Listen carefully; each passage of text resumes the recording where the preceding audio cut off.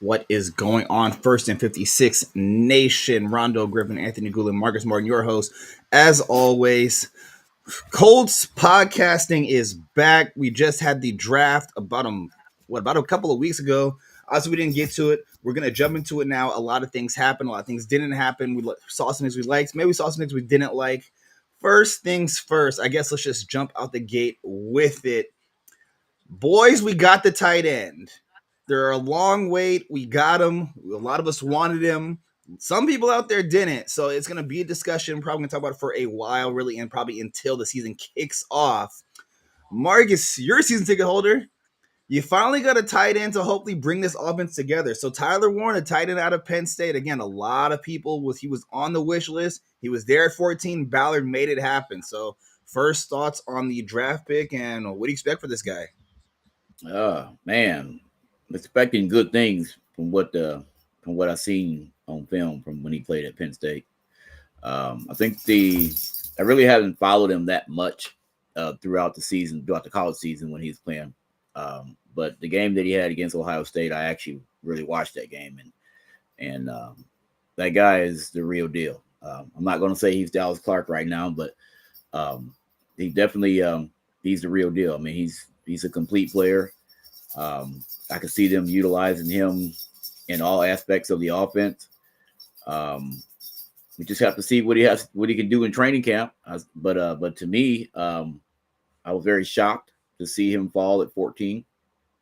I just knew that the Jets was going to get him. I knew it. I have felt it. And I'm pretty sure everybody in Colts Nation just knew when the Jets had that pick. I was like, man, he's not going to make it. He's not going to make it. And then when he fell right into our laps, I said, oh, man, the guys are good. The guys are good.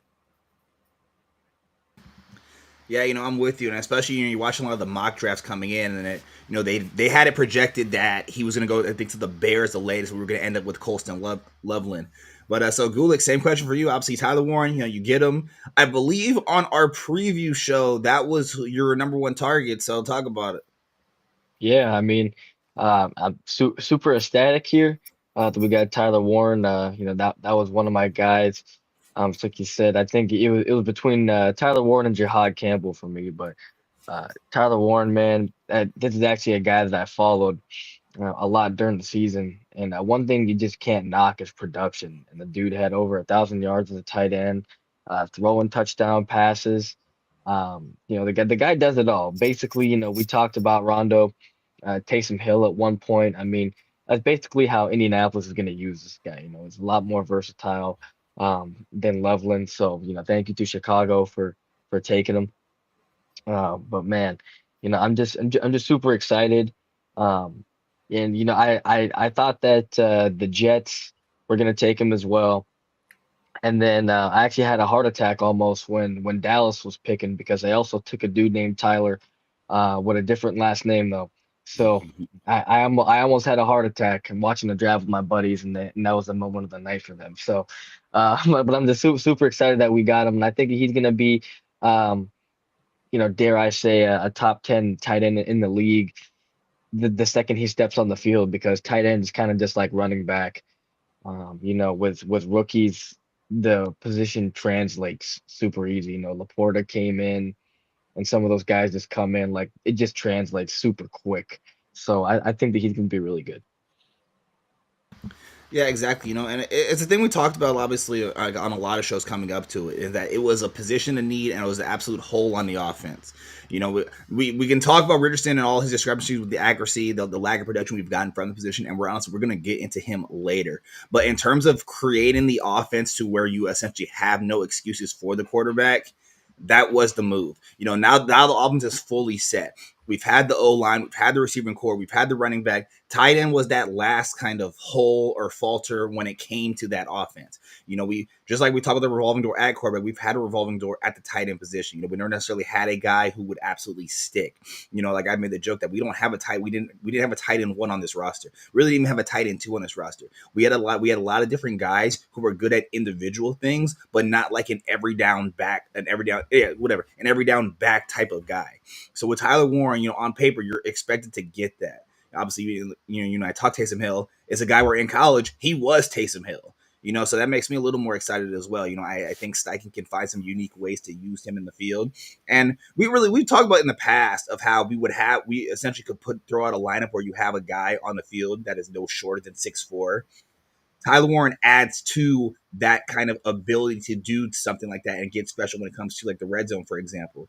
But so it remains to be seen, obviously, but I don't think any of us really are mad at that draft pick at all. No, absolutely not. I mean, I was really ecstatic that we got him too. Super excited. I know that he's going to be a day one starter, considering what we have in our tight end room right now. I know he's the moment he steps on the field, that he's going to light it up, and to give Anthony Richardson or Daniel Jones or whoever wins the starting position a extra weapon. Man, this offense should not be able to be stopped. I mean, we barely, if Anthony plays, at least halfway decent last season, we'd be top 10, top 15 offense, maybe, in the top 5, because, Steichen drew up some stuff that, a lot of teams, didn't have no answer for, but we just didn't have the right quarterback to get them the ball. So hopefully, this offseason, Anthony, he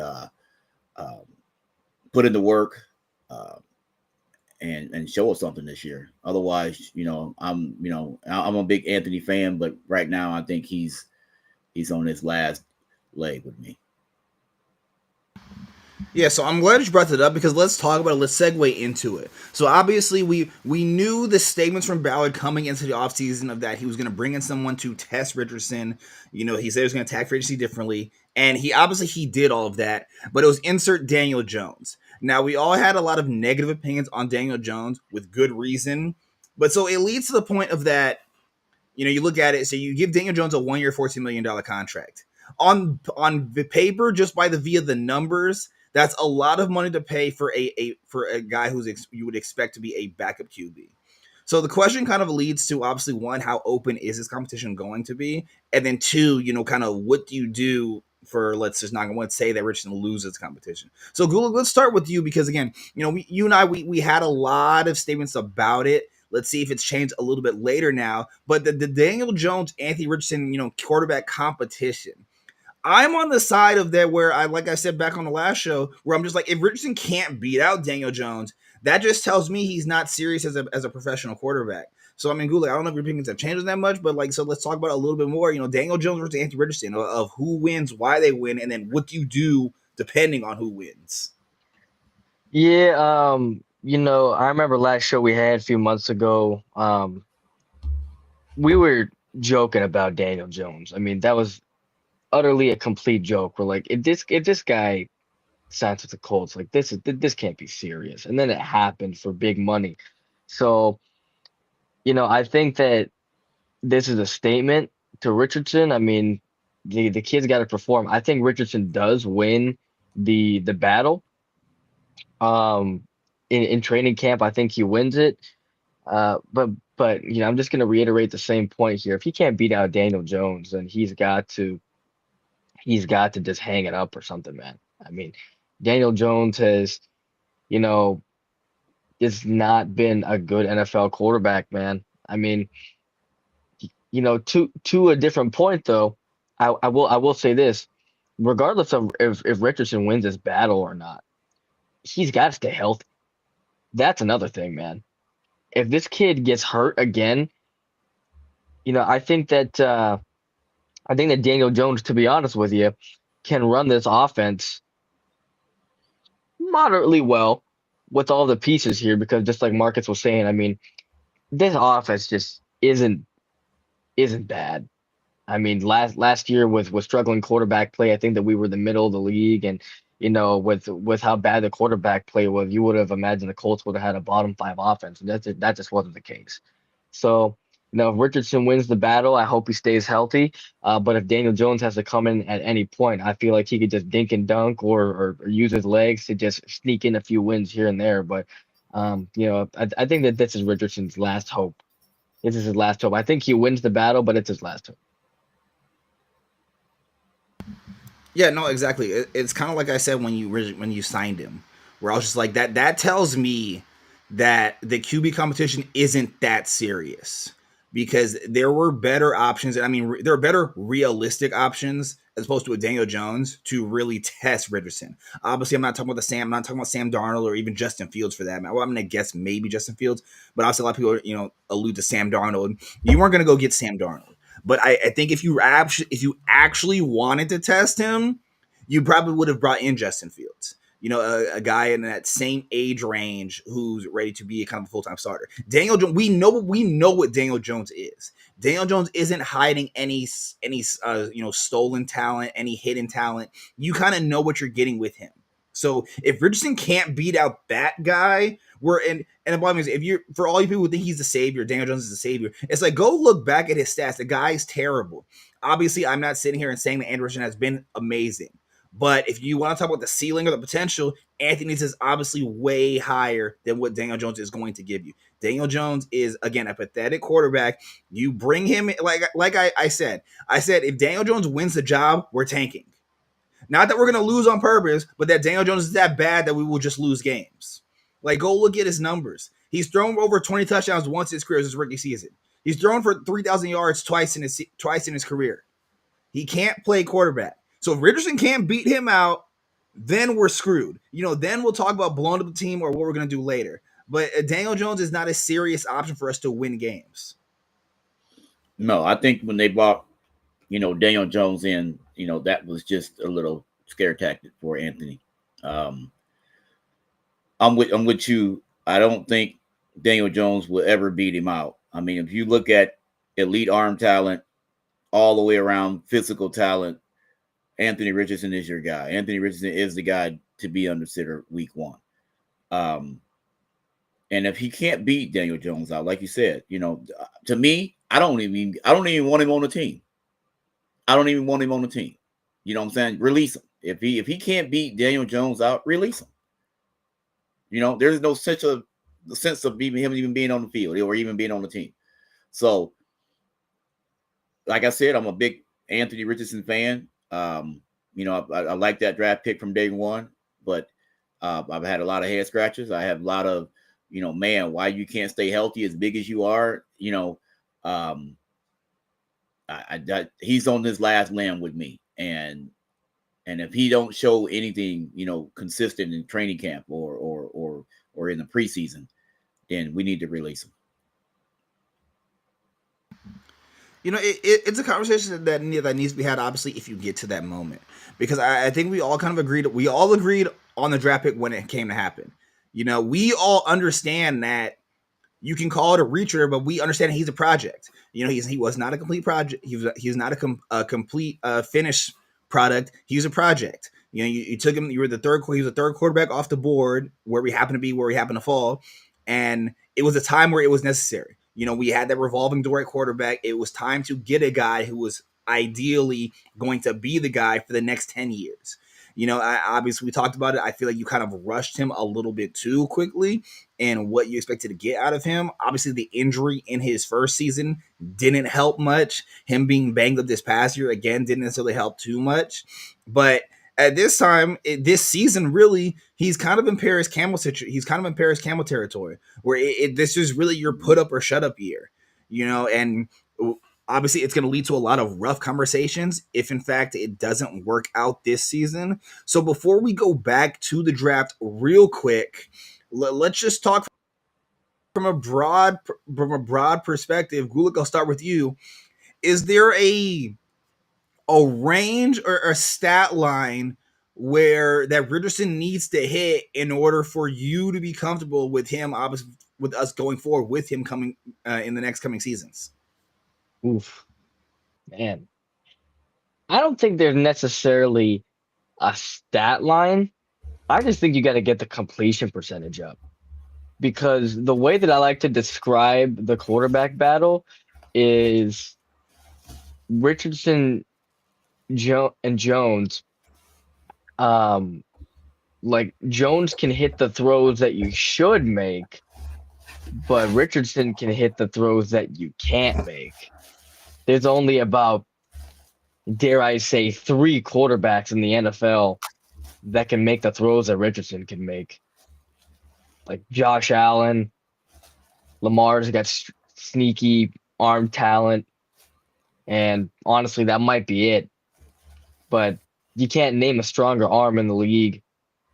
But he can't hit those little throws that you should be making. So I think that I think that he was in somewhere in the 55% completion percentage rate last year. I mean, he's got to be at least above 60 here. And that's not even asking for much, but like you got to be 65, 70% here. I mean, geez, I'm not honestly too concerned about production, the yards and everything, because the passing yards are going to be skewed because he's going to be running a lot. So I'm not necessarily too upset about that. Like I'm not going to be concerned if he only passes for 3,000 yards, but if he runs for 1,000 and has 10 rushing touchdowns, I don't care about his passing yards. But as long as the completion percentage is up, that's what really just determines if he's worthy of staying. Yeah, so just to give you a breakdown again of really how bad last season was, Richardson completed 48% of his passes with the 8 versus 12 TD to interception ratio. So I'm kind of with you on that. Like, there's no like stat line when it comes to yards. For me, it's you got to get the like. So he was 48 last year. You got to at least get to 55, if not 60 on that. And then obviously kind of by default, you got to throw more touchdowns and interceptions. But yeah, like I said, last year was bad. It was absolutely bad. I'm with you on that. The yards and the amount of touchdowns don't matter too much because we know he's going to add with his legs. But yeah, again, 48% completion rate. That's not going to get it done at all. Marcus, so same question for you that I asked Gulick. Stat line or stat number threshold that Richardson needs to hit in order for you to be comfortable, obviously, with going forward with him as a future. I'm not even going to put his completion percentage up that high. I mean, I'd like to see him hit at least, between 60 and 63%. And if he gets better over time, that's fine. But I mean, at least this year, get up in the high 60s. And I think we'll be fine.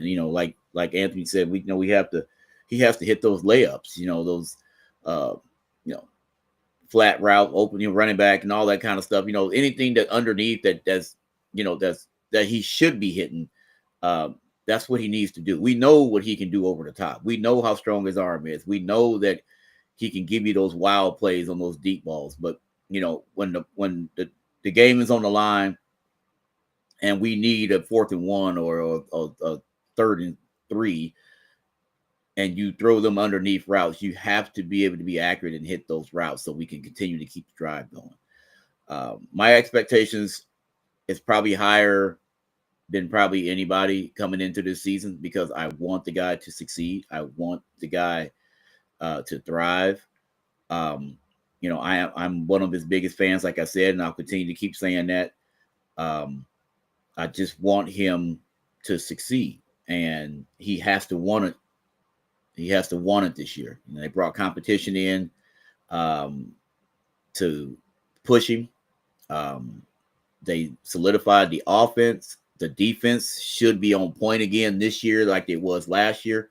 There's no excuses this year at all. There's no excuses. It's playoff or bust this year. And it starts with training camp. Yeah, and here's the last thing on Richardson before we move on. Just kind of saying where it really all falls on him because you go back to last year, he played in 11 games. He only got sacked 14 times. 14 times in 11 games is amazing play by when it comes to your offensive line. But but you look at his other stats. He had 7 fumbles. He lost 1 of them. So you got to clean that up. Obviously we talked about the completion percentage. Again, 47.7 was obviously the lowest amongst all qualified starters. So that's got to be harder. Obviously, he only threw for 8 touchdowns, 12 interceptions. It's not nice. But as we kind of talked about it, by bringing in Tyler Warren, that offense is full circle complete. Nobody else is coming in. Those are your weapons. You got your O-line. You got your running back. You're not adding to that. Obviously, we could look across the league and sure, you could pick and choose players that would make it better. But in terms of the situation you're given, that's good enough to get you into the postseason. You have to be the final peg and make it work, make it go. So that's it for him. Let's talk day two with the draft. Because day two, for the most part, over Ballard's timeline here, has been his money round. So on uncharacteristically, no trade from Ballard when it comes to day two, but he settles on JT Tuamali, the edge out of Ohio State, and Justin Wally, the corner from Minnesota. Now, with both of those guys, there was a lot of talk that, they could have got him later. He might have been a reach on either one of them. I took it as those were Lou picks. Lou wanted those guys. Marcus, let's start with you. If you want to highlight either one of them and what you're expecting, or even then, just what you think about the picks. I think Justin Wiley was one of my favorite. I'm a corner guy, so I think look out. To be honest with you, the guy is versatile. He's very smart. He's got a high IQ on the field. I know we got some good, deep corners right now. But I look for this guy to get a lot of playing time this year. Seriously, especially when we go maybe in our dime package, maybe even in the nickel. I just think that this guy is very athletic. From what I've seen on the film that I was watching, he has a very, very high IQ, and I think we'll see him sooner rather than later. Yeah, not bad. Again, that was the one that obviously got the most side eyes because people were saying that that was a guy you could have gotten on day 3. But I've always said that I'm going to trust football minds. I'm going to trust Ballard when it comes to it. And again, I've kind of just boiled it down to it's clearly a guy that Lou wanted because I don't see any other reason why you would make that pick. But Gulick, same thing for you on a day 2, guys. Either one. Yeah. I think JT was my favorite pick. Once again, this is. One second.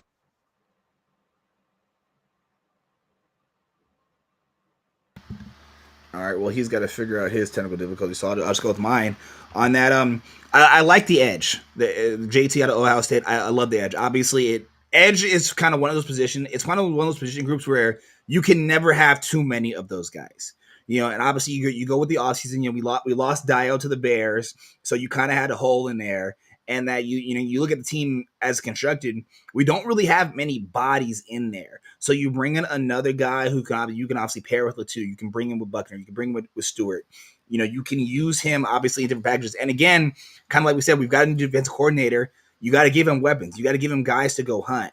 And Marcus, it's a thing we've been talking about since the yesteryear days of Robert Mathis and Dwight Freeney, is that the pass rush. We got to get to the quarterback. Now, obviously, we had a last rough few years with that only sending forward crap, never sending pressure, never blitzing. But even then, so bringing in this guy, obviously we got a new defensive coordinator, so I'm not worried about that. But bring in JT, the other JT, it's another weapon to get in the backfield and cause some disruption. Because obviously, while all the talking we just did about the offense, the defense still got to play ball as well.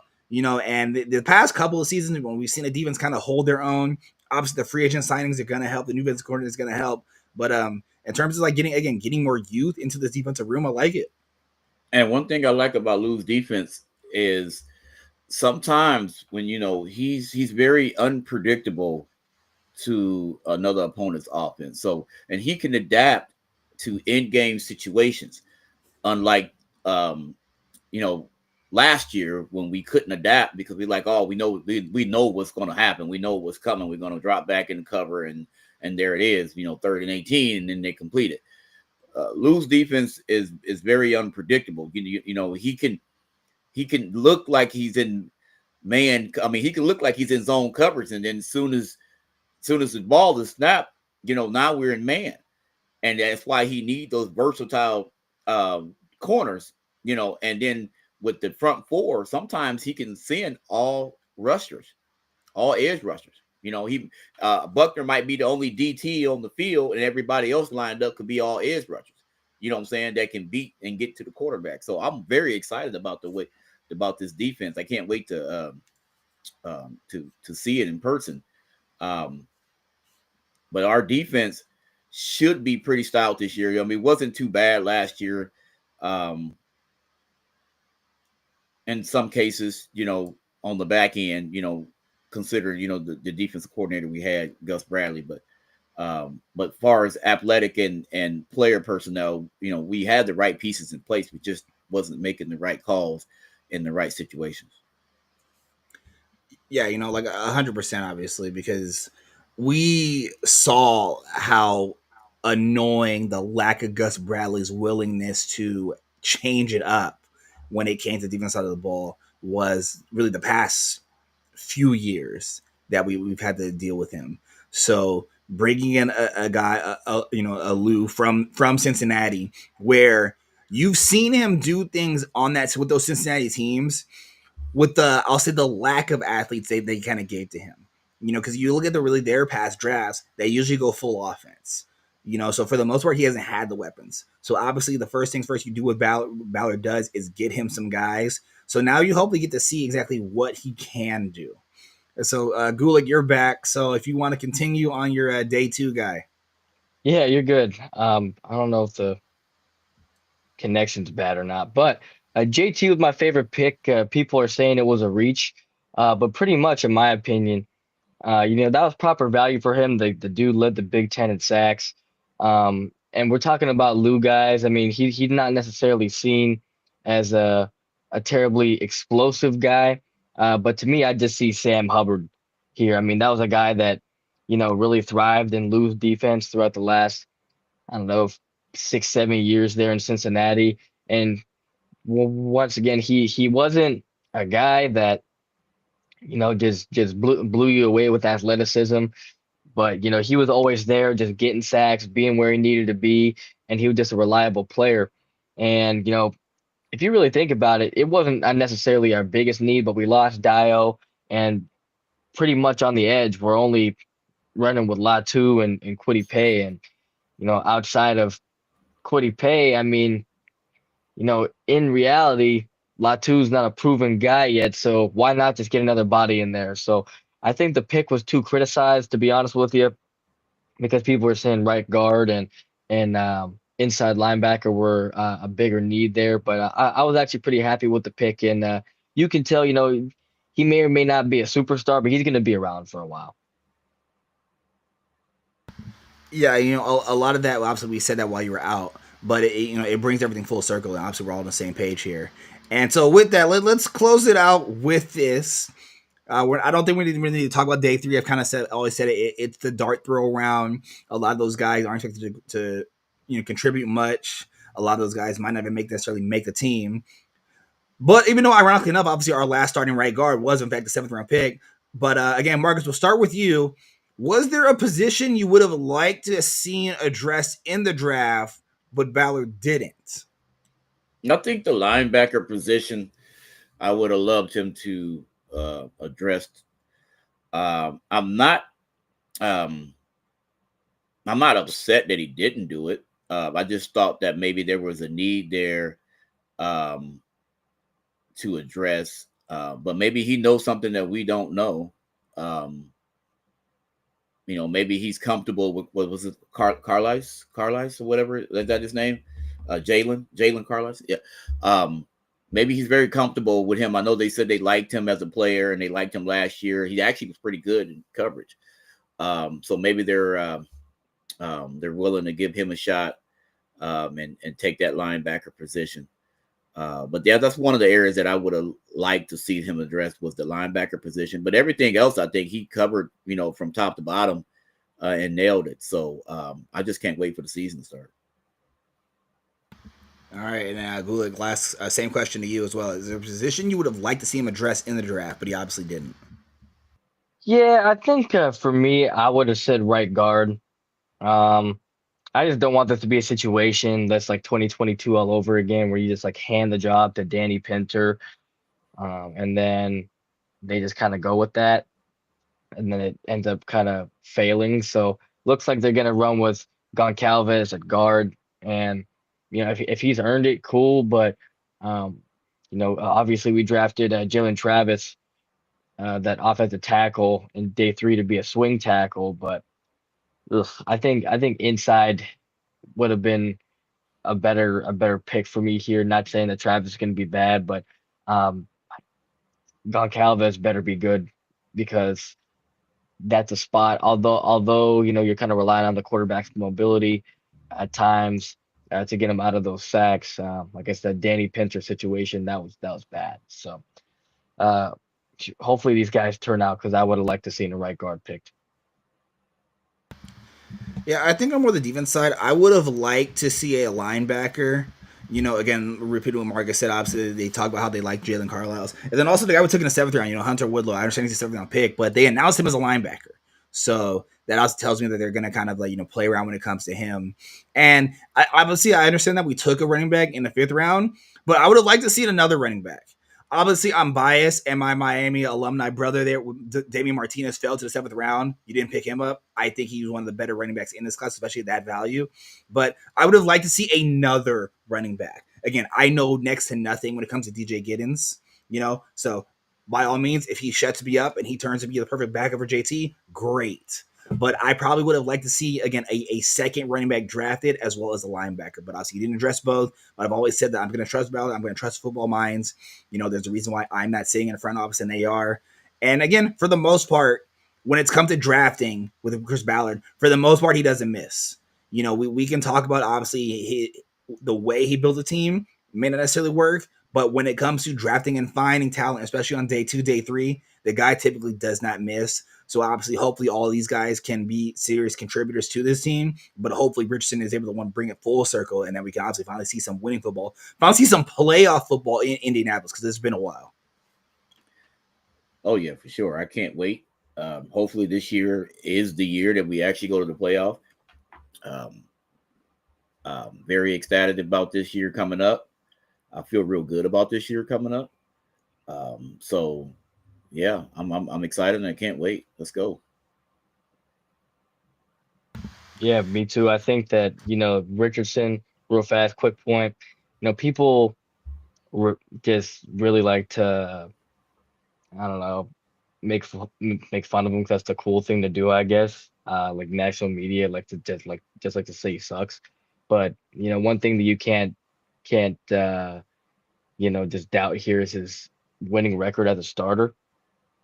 I believe he's 8-7 as a starter, which one game above 500. But if you look at Daniel Jones' first few years in the league, other quarterbacks, they didn't start out with winning records as a starter. So regardless of how he plays, I already know that the games are going to be close here because of the roster that we have built around him, and the coaching staff is going to put him in position to succeed. So it's all about just performing at this point. Um, and once again, that's what the stats earlier with 48% completion percentage and more interceptions and touchdowns. The kid is still, he's still over 500 as a starter. So if he gets his stuff together, this could be something special. And one more thing to add to that, Anthony, is a lot of people don't realize and understand too that in the last 2 minutes in the 4th quarter, this guy is awesome. I mean, he's locked in, he's dialed in. I don't think he's lost a game when the game was on the line and he had to come back to win it. So I take that in consideration. With the situation. Just hopefully, like I said, if he could just put the layups together and then give us exciting deep balls, I think he will thrive this year. I just think, he just has to make those layups. He just got to. Yeah, definitely. And especially bring to he's 22. He'll be 23 when the season starts. So if he figures it out, if we get a regular progression, there's your guy for the next 12 years. And that's the thing we've wanted since number 12 decided to hang it up. We haven't had that. I talked about in the past where as Colts fans, we've really been spoiled when it comes to the quarterback position. Because I was just talking about it in a group chat. for a lot of Colts fans, myself included, you never experienced bad quarterback play until now. You know, when I became a Colts fan, we had number 18. I had suffered through 1 year of bad quarterback play, and then I got Andrew Luck. So for a lot of Colts fans, we don't know what it's like to not have stability or a top 3 guy under center. So it's a new world, but at this point, for Richardson, it's put up or shut up. He's got to put up this year. Again, we're not saying, put up MVP numbers or anything like that, but if he gets over 55% and throws more touchdowns and interceptions, we're going to be all right. We'll probably see some postseason football when it comes to Indy. But until then, it's all speculation, all remains to be seen. But it starts with Daniel. He's got to beat Daniel Jones. If he don't beat Daniel Jones, yeah, we're in for a lot of rough conversations for the rest of the season. But that's going to do it for this one. Obviously, as always, can't thank you guys enough for tuning in and listening. If you're not already, make sure you're subscribed to us on Twitter X, follow us on Twitter X, subscribe on Sideline Sports. You can catch this show and all the other great shows that Sideline Sports produces. Obviously give all 3 of us individual follows as well. But definitely, as always, on behalf of myself, Gulick, Marcus Martin, Sideline Sports that produces us, this is 156. We are signing out, and we will catch you guys on the next one.